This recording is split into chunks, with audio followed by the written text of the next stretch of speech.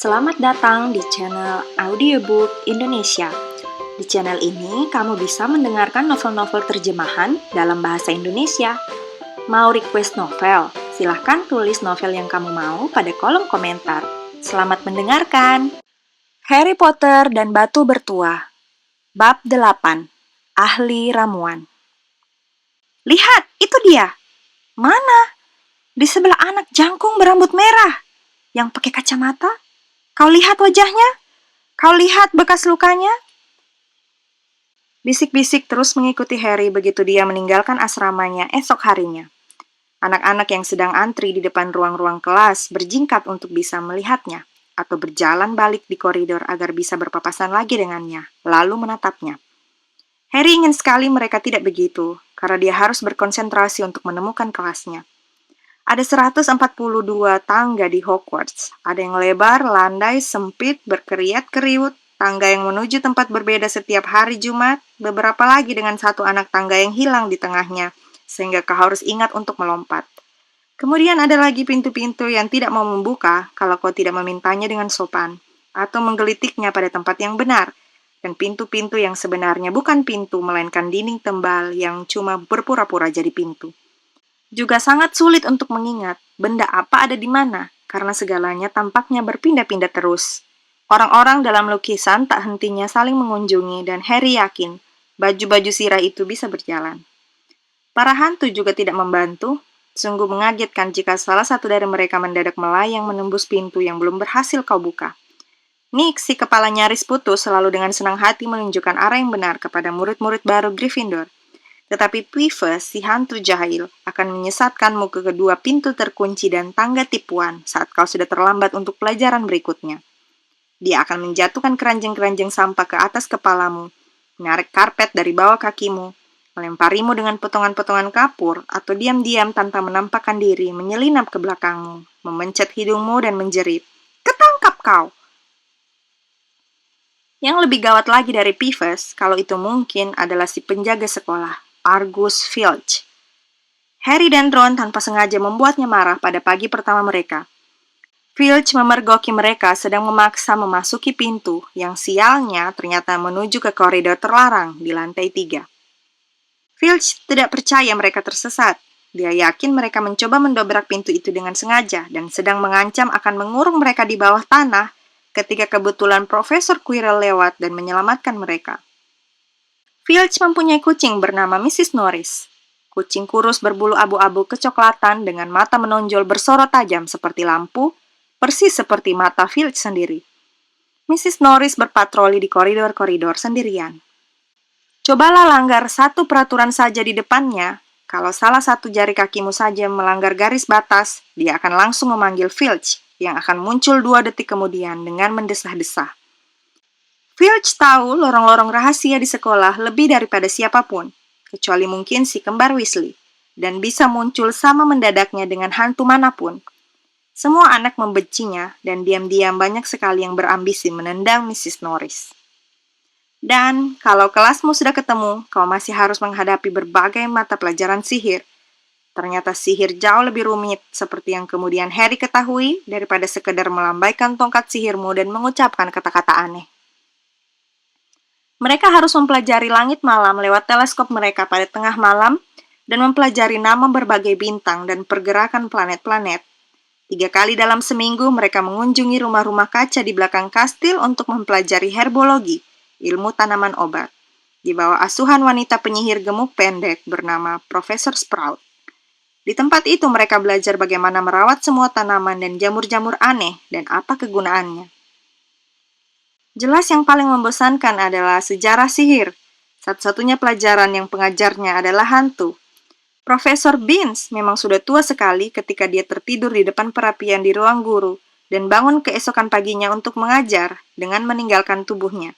Binns mengoceh terus dengan amat membosankan sementara mereka mencatat nama dan tanggal-tanggal dan bingung sendiri sehingga tertukar-tukar antara Emerick si jahat dan Urik si aneh.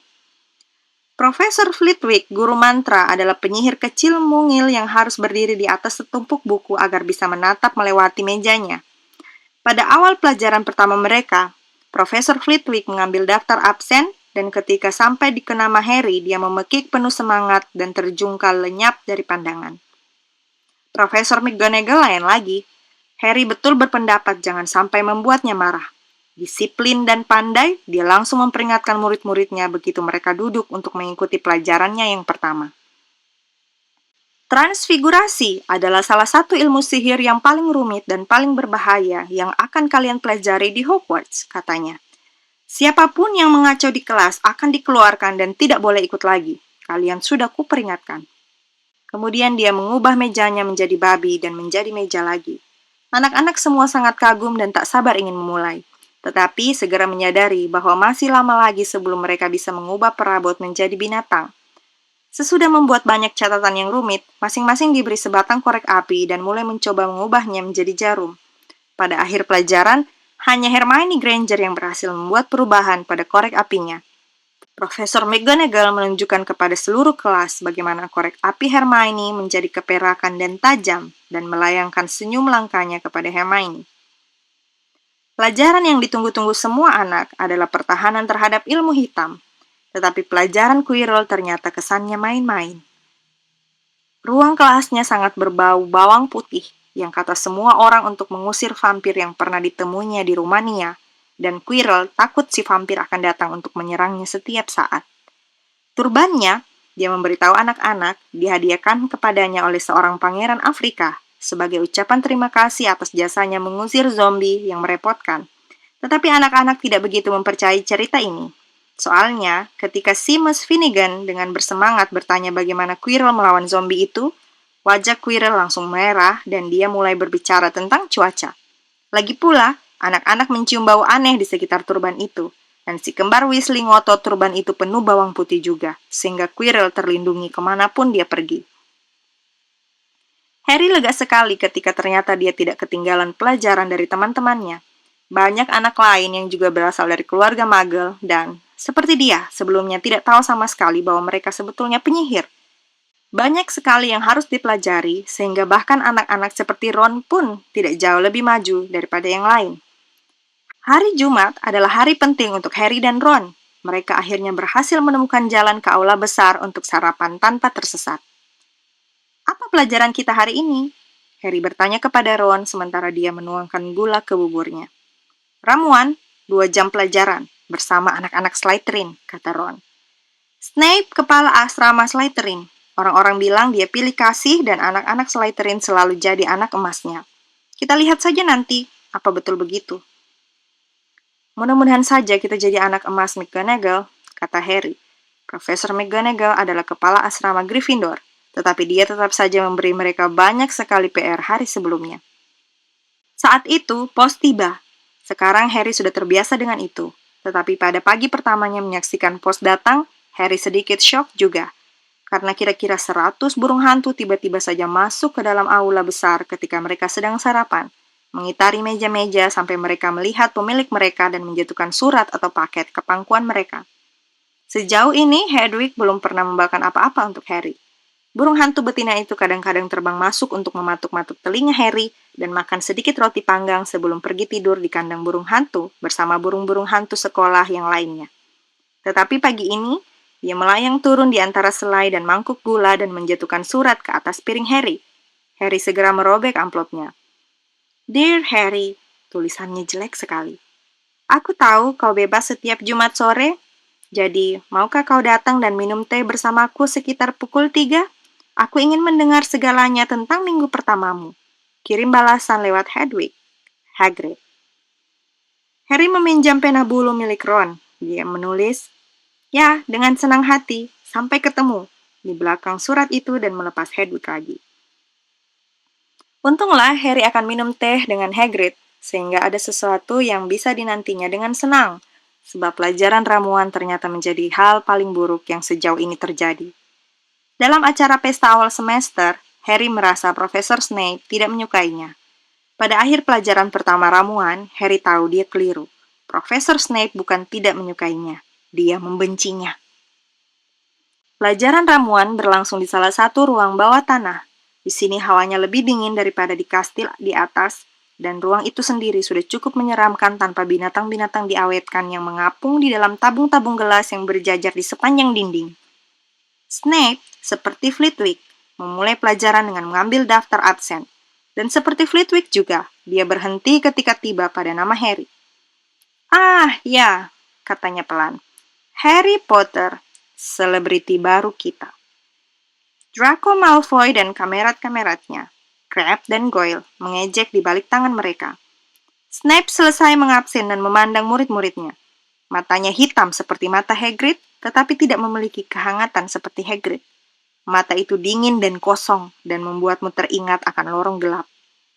"Kalian berada di sini untuk mempelajari ilmu rumit dan seni membuat ramuan," katanya memulai. Suaranya tak lebih daripada bisikan, tetapi anak-anak menangkap semua kata yang diucapkannya. Seperti Profesor McGonagall, Snape punya kelebihan bisa tanpa susah payah membuat seluruh murid di kelasnya menyimak. Karena tak banyak kibasan tongkat yang konyol di sini, bahkan di antara kalian akan susah percaya ini sihir. Aku tidak berharap kalian benar-benar bisa menghayati keindahan isi kuali yang menggelegak lembut dengan asapnya yang menguar. Kekuatan halus cairan-cairan yang merayap memasuki nadi manusia, menyihir pikiran, menjerat akal sehat. Aku bisa mengajar kalian bagaimana membotolkan kepopuleran, merebus kejayaan, menyumbat kematian. Kalau kalian bukan kepala-kepala kosong seperti anak-anak lain yang biasa kuajar. Kesunyian menyusul pidato pendek ini. Harry dan Ron bertukar pandang dengan alis terangkat. Hermione Granger sudah duduk di tepi tempat duduknya dan kelihatan ingin sekali membuktikan bahwa dia bukan kepala kosong.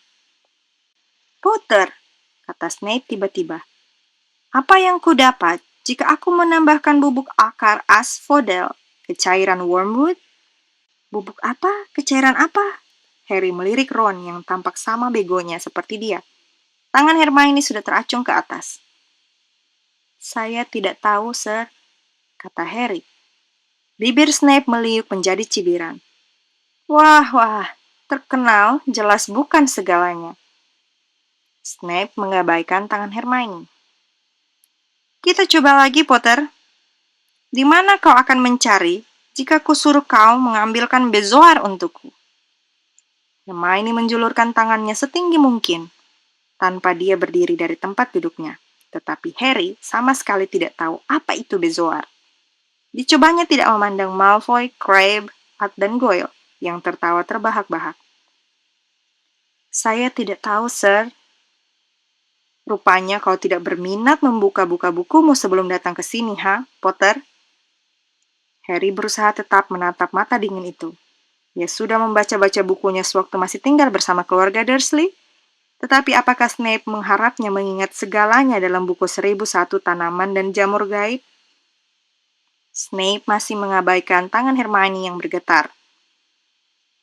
"Apa bedanya, Potter? Monkshoot dan Wolfsbane?" Mendengar ini, Hermione berdiri. Tangannya mengacung ke langit-langit kelas bawah tanah.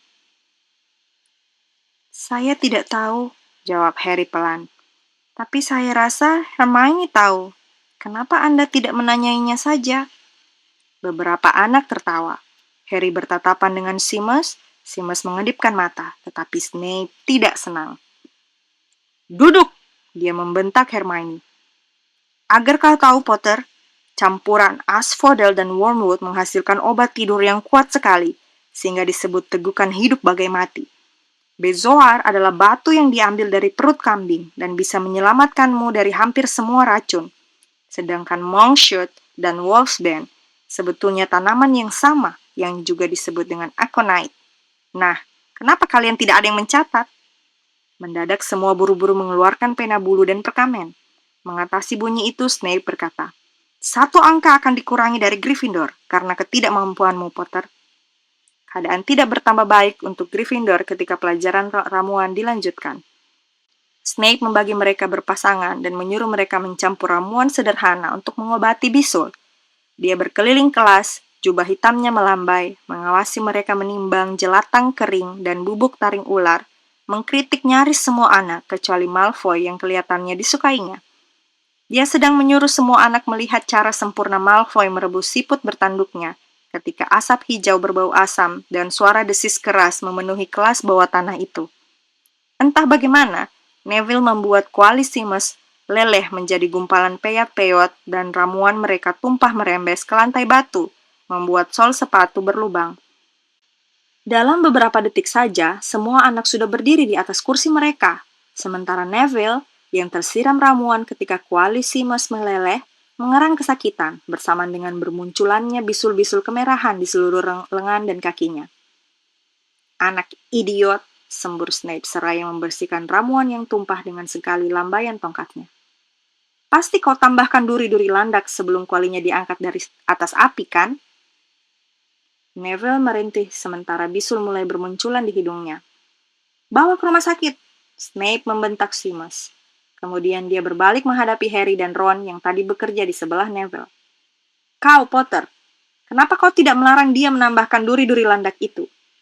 Kau pikir kau akan kelihatan pintar kalau dia salah, begitu ya?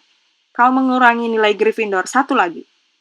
Ini sungguh tidak adil. Harry sudah membuka mulut untuk membantah, tetapi Ron menendangnya di balik kuali mereka. Jangan memaksa, gumamnya. Aku sudah dengar Snape bisa menjadi sangat jahat. Ketika mereka menaiki tangga meninggalkan ruang bawah tanah 1 jam kemudian, pikiran Harry kacau dan semangatnya merosot. Dia telah membuat Gryffindor kehilangan 2 angka dalam minggu pertamanya saja. Kenapa Snape begitu membencinya? Jangan sedih begitu, kata Ron. Snape selalu mengurangi angka dari Fred dan George. Boleh aku ikut menemui Hagrid? Pukul 3 kurang 5 menit, mereka meninggalkan kastil dan menyeberang halaman. Hagrid tinggal di dalam rumah papan kecil di tepi hutan terlarang. Sebuah busur model kuno dan sepasang sepatu luar karet ada di depan pintu. Ketika Harry mengetuk, mereka mendengar garukan kaki dan gonggongan keras. Kemudian suara Hagrid membahana. Mundur, Fang! Mundur! Wajah Hagrid yang besar berbulu muncul di celah selagi dia membuka pintu. Tunggu, katanya. Mundur, Fang! Hagrid menyuruh mereka masuk seraya memegangi tengkuk anjing hitam raksasa. Hanya ada 1 ruangan di dalam, daging-daging panggang bergelantungan dari langit-langit. Ada ceret tembaga dengan air mendidih di atas perapian terbuka, dan di sudut ada tempat tidur besar dengan kilt kain perca terhampar di atasnya. Anggap saja rumah sendiri, kata Hagrid, sambil melepas Fang yang langsung melompat, mendekati Ron dan menjilati telinganya. Seperti Hagrid, Fang rupanya tidak segarang penampilannya. Ini Ron, kata Harry memberitahu Hagrid yang sedang menuang air mendidih ke dalam teko teh besar dan menaruh kue bolu keras di atas piring. Weasley lagi, ha? Kata Hagrid, melirik bintik-bintik di wajah Ron. Kuhabiskan separuh hidupku mengejar kakak kembarmu agar jauh-jauh dari hutan. Bolu keras itu nyaris mematahkan gigi mereka, tetapi Harry dan Ron berpura-pura menikmatinya sementara mereka menceritakan kepada Hagrid tentang pelajaran-pelajaran pertama mereka. Fang meletakkan kepala di atas lutut Harry dan liurnya berleleran di jubah Harry. Harry dan Ron senang mendengar Hagrid menyebut Filch, si bandut tua. Sedangkan si kucing, Mrs. Norris, ingin sekali aku mempertemukannya dengan Fang. Tahukah kalian, setiap kali aku ke sekolah, dia selalu mengikutiku kemana-mana. Aku tak bisa mengusirnya, pasti disuruh Filch. Harry menceritakan kepada Hagrid pelajaran Snape. Hagrid, seperti Ron, menasihati Harry agar tidak mencemaskan hal itu. Snape memang tak menyukai hampir semua murid. Tetapi dia kelihatannya benar-benar membenciku. Omong kosong, kata Hagrid. Kenapa dia harus benci padamu? Meskipun demikian, Harry tak bisa membuang pikiran bahwa rasanya Hagrid tidak menatap matanya ketika mengatakan itu. Bagaimana kakakmu, Charlie? Kata Hagrid bertanya kepada Ron. Aku suka sekali padanya. Hebat cara dia menangani binatang. Hagrid bertanya-tanya dalam hati, apakah Hagrid sengaja membelokkan pembicaraan? Sementara Ron bercerita kepada Hagrid tentang pekerjaan Charlie menangani naga, Harry memungut secari kertas yang tergeletak di atas meja di bawah tetakan teh. Rupanya itu potongan artikel dari Daily Prophet. Perkembangan terakhir pembobolan Gringotts. Penyelidikan tentang pembobolan Gringotts yang terjadi pada tanggal 31 Juli lalu masih diteruskan. Halayak luas berpendapat pembobolan tersebut dilakukan oleh penyihir hitam yang tidak dikenal. Para Goblin Gringotts hari ini menyatakan bahwa tak ada barang yang dicuri. Ruangan besi yang dibongkar itu telah dikosongkan sebelumnya pada hari itu juga. Tetapi kami tidak akan memberitahukan apa yang ada di sana. Jadi lebih baik, jangan ikut campur kalau Anda tahu yang terbaik untuk Anda. Demikian menurut Goblin, juru bicara Gringotts sore ini. Harry ingat Ron memberitahunya di kereta api bahwa ada orang yang mencoba merampok Gringotts, tetapi Ron tidak menyebutkan tanggalnya. Hagrid, kata Harry, pembobolan Gringotts terjadi pada hari ulang tahunku. Jangan-jangan terjadi waktu kita ada di sana. Tidak ada keraguan lagi. Hagrid jelas-jelas tak berani menatap Harry kali ini. Dia cuma menggumam tak jelas dan menawari Harry bolu keras lagi. Harry membaca berita itu lagi. Ruangan besi yang dibongkar itu telah dikosongkan sebelumnya pada hari itu juga. Hagrid telah mengosongkan ruangan besi nomor 713. Kalau mengeluarkan bungkusan kumal itu bisa disebut mengosongkan, apakah bungkusan itu yang dicari para pencuri? Selagi Harry dan Ron berjalan kembali ke kastil untuk makan malam dengan kantong berat berisi bolu keras yang demi kesopanan tak bisa mereka tolak, Harry berpikir bahwa sejauh ini tak satu pun pelajaran yang sudah diterimanya membuat begini banyak berpikir seperti acara minum teh bersama Hagrid. Apakah kebetulan Hagrid mengeluarkan bungkusan itu tepat pada waktunya? Di manakah bungkusan itu sekarang? Dan apakah Hagrid tahu sesuatu tentang Snape yang tidak ingin disampaikannya kepada Harry? Terima kasih sudah mendengarkan audiobook Indonesia. Jangan lupa untuk like, komen, dan subscribe ya. Jika kamu tidak ingin ketinggalan bagian novel berikutnya, silahkan klik tombol lonceng pada bagian bawah video ini.